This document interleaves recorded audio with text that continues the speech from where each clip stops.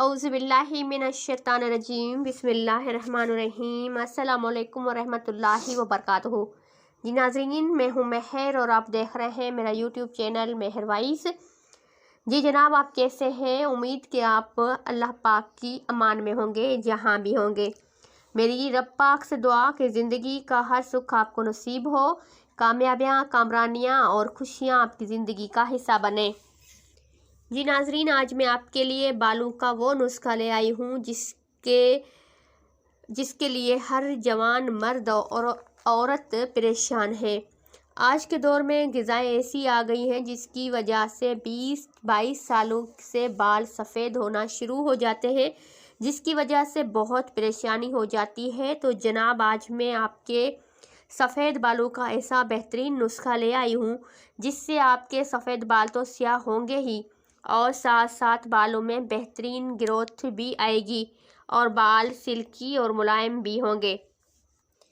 तो आज आप काले, घने, लंबे और सिल्की बालों का एक ही नुस्खा जो आपके लिए होगा बहुत ही फ़ायदेमंद। नुस्खा बताने से पहले मैं आपसे कुछ आंखों देखा वाक़या सुनाऊंगी, फिर ही आपको नुस्खा बताऊंगी। हमारा एक छोटा सा गांव था जिसमें 6 से 7 हमारे घर और एक घर किसी और कास्ट के लोगों का था। तो इस घर में एक औरत रहती थी जिसकी एज अंदाज़न 50 साल तक तो होगी।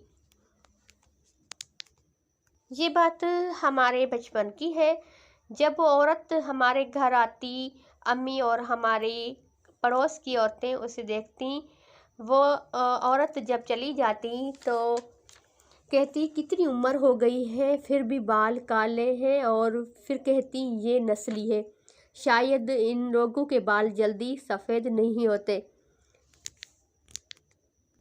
पर इस औरत से कभी किसी ने इस बात का राज पूछा ही नहीं। पुराने दौर के सादे और गांव के लोग शर्म के मारे पूछ भी नहीं सकते। फिर हम बड़े हो गए। हमारे साथ उस औरत की एक बेटी भी पढ़ती थी। तो बचपन की किसी चीज़ की परवाह भी नहीं होती, पर वो बात हमें याद थी।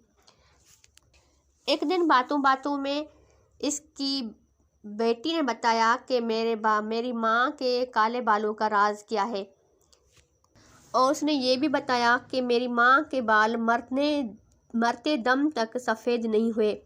हैरत के मारे हम उसे देखते जा रहे हैं। हमारी माएँ कितनी सादा थीं जो कि ये राज उगला नहीं सकी और इस औरत को नस्ली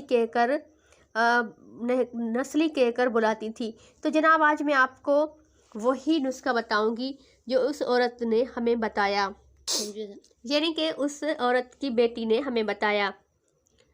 रेठा, सिकाकाई और आंवला, इन 3 चीज़ों को पीस के ऑयल में मिक्स कर लें और फिर उसे नहाने के बाद इससे बालों में ऑयलिंग कर लें।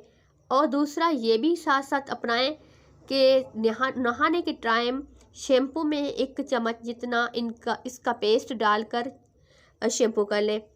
रेठा, सिकाकाई और आंवला लकड़ी जैसी चीज़ें होती हैं, तो पीसने में थोड़ी दुश्वारी तो होती है, मगर आज की मशीनरी के दौर में हर चीज़ रेडीमेड भी मिल जाती है। तो जिस पंसार से हमने वो चीज़ें लेनी है वो खुद ही हमें पिसवा के भी देते हैं। तो आपने इस नुस्खे को यूज़ करना है, फिर देखना है कि आपको कैसी रिज़ल्ट मिलती है।